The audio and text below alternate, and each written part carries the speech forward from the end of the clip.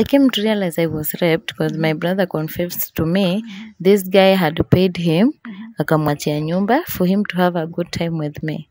So your brother nakupenda. yeah, somebody contributed for you to be molested sexually, then he's making a joke out of it.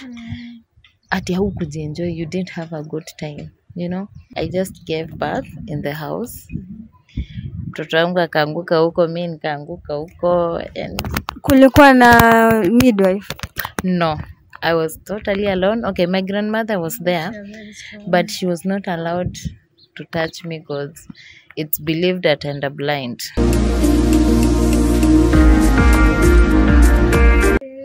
And hiyo time yenye umesema what you are going through ukiwa home akwambi hivi na hivi, kwani ni gani hayo uliyapitia? Maybe like when I got raped, it was like something, unaona saa zile unaambia uko expectant, and you yourself, you know, you have not had any man, and you're like, how did it even happen? Only for a relative to come and tell you, hey Karo, nataka kusema huko na good time. Like somebody contributed for you to be molested sexually, then he's making a joke out of it. Ati haukujienjoy, you didn't have a good time, you know. So for me that one ilikuwa like pigo kubwa sana, like now your world comes crumbling. No. So I even tried to abort, but it never worked. It was not successful. So hapo ndio nilisema Mungu yenyewe nisamee, I didn't know what I was doing. Like when I thought after the criticisms, cause kila mtu anakujaja anasema unajifanyanga tu umeokoka unaenda church, na ibu umeshika ball. Unaona, wanaanza kusema mademu wa church si watu wa kuaminika. Unaona, they are not straightforward people, but nobody is ready to sit with you down akuulize what happened, because by the end of the day we are all human beings, we all make mistakes. You know, being a born again Christian doesn't mean you are in your own world. We are still living in the same world where all the sinners and those people who do not even recognize God are still living. We are sharing the same environment. So somebody just to judge you without understanding where you are coming from, it really hurts. Na hapo ndio unapatanga mtu amefall into depression bila kujua. For me, I even lost the will to move on. I became, niliona niko worthless, like I'm no longer wanted in the society. And I said, if I abort this child, nobody will make a mockery out of it, like that Karo is pregnant and all that. I'll just abort it. Na wasema ilikuwa rumors. Na nikuuliza nikurudishe nyuma kiasi, wamesema ulirepiwa. What happened? Kulikuwa na matanga home, then we as Leahs kuna kuanga na ile escort night, like you give the last send escort night. Yeah, the traditional dance ile watu wanai. Niambie ni tradition ya which tribe? Leahs. Yeah, so mnakuwa na ile sherehe ya mwisho, mnaimba, mna celebrate the life of this person for the last time. So you are enjoying, you are celebrating by dancing escort night. Yeah. Badala mumuni. No, inakuanga like just the last respect. Okay. Yeah, last respect ya send off. Yeah, you are celebrating the last moments of this person. Okay. Yeah. And so it happened. So there came this policeman, akatuliza tunatumia soda gani. And by then mtu akikuuliza natumia soda gani, una respecting huyo mtu. Like unaona, hey, this person means the whole world, because unajua kupata kitu kama soda in the village. Hiyo inakuwa yani huyo mtu ni sonko. Nikasema mimi nakunywa Fanta. I had with my friends. So kila mtu akaitisha soda yake na tukaletewa, na hizo soda zilikuwa zimefunguliwa. So sisi tunakunywa tu tukirelax, tukipiga story. So from there I didn't know what happened next. Nilikuja tu kujipata the following day niko kwa nyumba ya brother yangu, and I was like, how did I even get here? Because the last thing I remember ni ile tulikuwa tunakunywa soda. From there I didn't even remember anything. Na ni kwa matanga. Yeah, kwetu tu. Esekete. Ilikuwa tu kwetu kwa boma tu. Yeah. Family members, what happened? So when I got pregnant, after I came to realize I was raped because my brother confessed to me this guy had paid him akamwachia nyumba for him to have a good time with me. So Your brother nakupeana. yeah, so this person dragged me and took advantage of me. So when I came to realize I was pregnant, my dad disowned me, akaniambia you are no longer my child. Tukakaa hivyo, my dad akasema akaniambia you are no longer my child, akanichapa. So ndio hiyo nikajaribu kufanya abortion but it was not successful. So I decided to keep the pregnancy. After that, life ikakuwa too hard. You have to go to the clinic, you don't even have the money, ujui ufanya nini. But by the grace of God, all went well. Kafika wakati wa kujifungua. I didn't have anything. Actually, it was just me and God. Hata less hauna, hata napkin una, hata nguo hauna. So I just gave birth in the house. Mtoto wangu akaanguka huko, mimi nikaanguka huko. And kulikuwa na midwife? No, I was totally alone. Okay, my grandmother was there, but she was not allowed to touch me because it's believed that I'm blind. Unless nimpe some cash, ndio sasa aniguze na aguze mtoto. Yeah, so she just sat there, watched me throughout. Na niliumwa Friday, Saturday, Sunday, Monday. Because I didn't have any money to go to the hospital, so I just stayed at home. Yeah, but I thank God I delivered safely. Yeah. That's nice. That's God. So imefika hii place, umerepiwa, umepata mtoto. Kule ulioleangu after that ama kulienda? After rape, after attempted abortion which didn't work out, I gave birth. Then after 6 months of giving birth, nikaambiwa kuna job. My aunt told me kuna job Nairobi. I have to come and work so that I could cater for the needs of my baby. Which I agreed because I was told nimekubaliwa kwenda na mtoto. Fare ikatumwa, mimi huyo. Nikakuja hadi Nairobi. Gigi. My first time to be in Nairobi. Actually, it was in June 2010.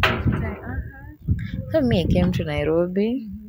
Nilikuwa nimeandikiwa namba kwa karatasi, nikaambiwa nikifika Nairobi niombe the next person to me, nimwombe simu, I call that number, then nitakujiwa. And that's what I did. So after calling that number, huyo mtu akaniambia kaa tu hapo mahali uko na usitoke. So this person came, akatuchukua, tukaenda home. The first day tulilala vizuri because it was already late. So the second day ndio sasa nikaambiwa, uliambiwa unakuja kufanya nini? Nakuja kufanya kazi. Ulijua ni kazi gani? Hapana. Ambia from today onwards you're now my wife.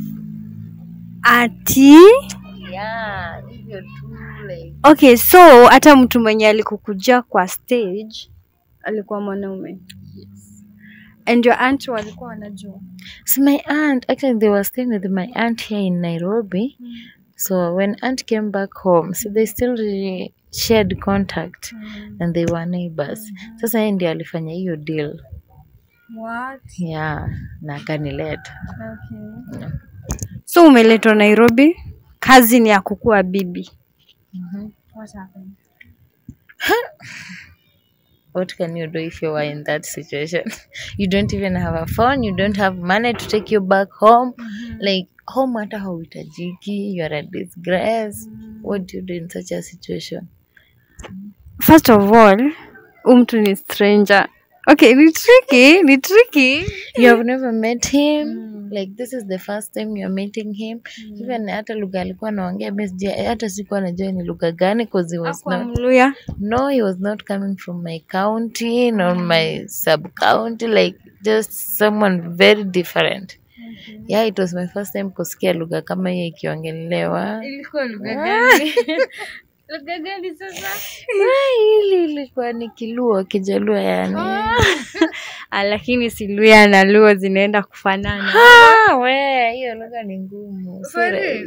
Si rahisi hivyo. Lakini kuna vile inaenda kushikana. Anyway, ni ile tu majina. Okay, whatever you are talking about could mean a different thing.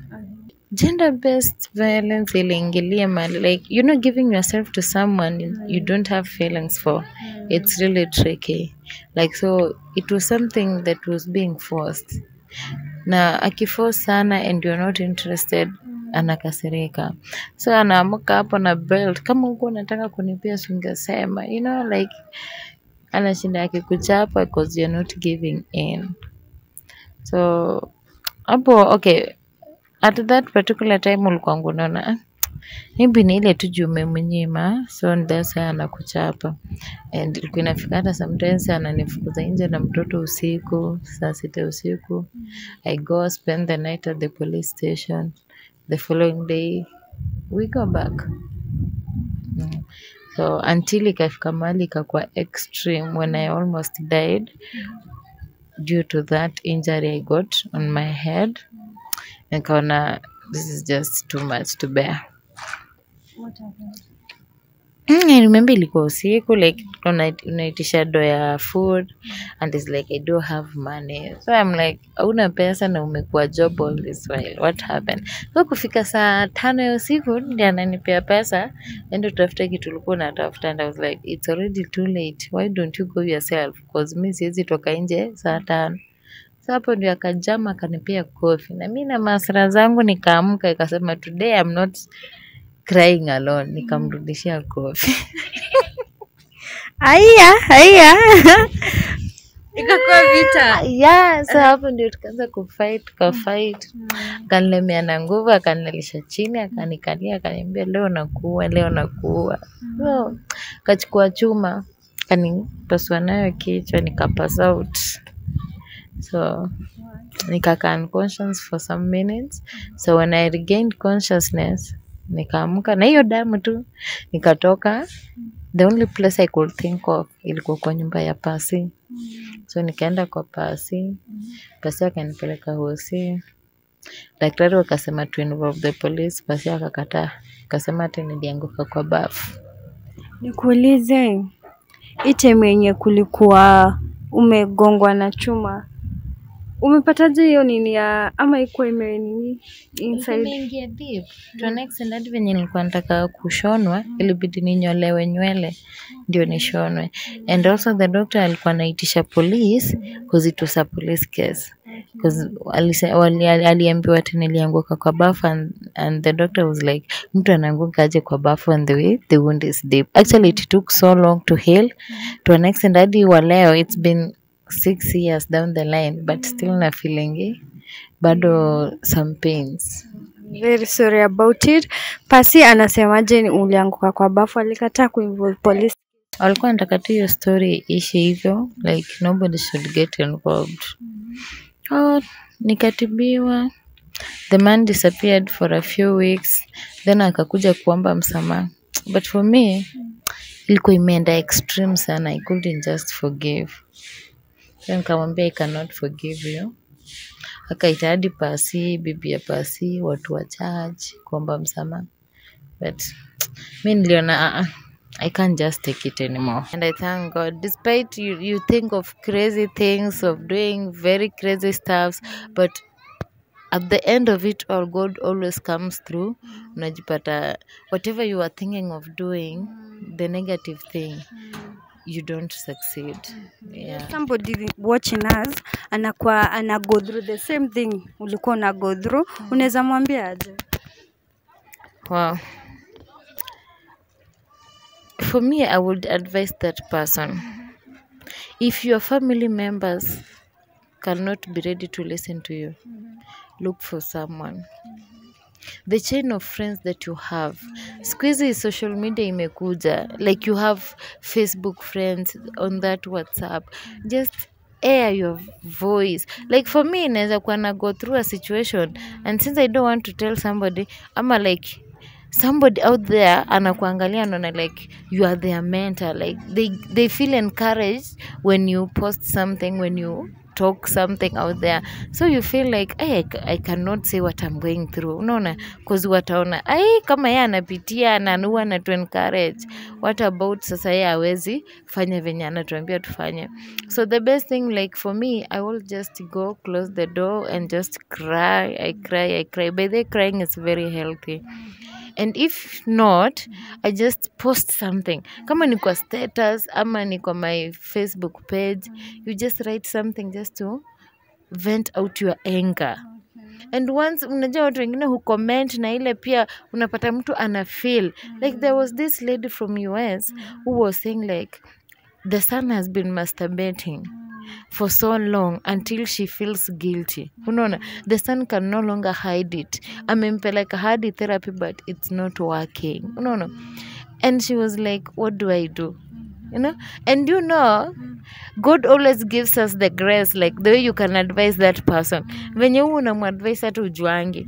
Ukishamaliza you go through that conversation, ndio unasema guy, was I the one saying this ama ni mtu mwingine different? So the only thing, just find someone you can talk to, someone you can trust, and just say it all. Hata afadhali uambie stranger kama ni kwa Facebook ama wherever, in all of social media platforms, just talk to that person, unamwelezea, and you will feel better.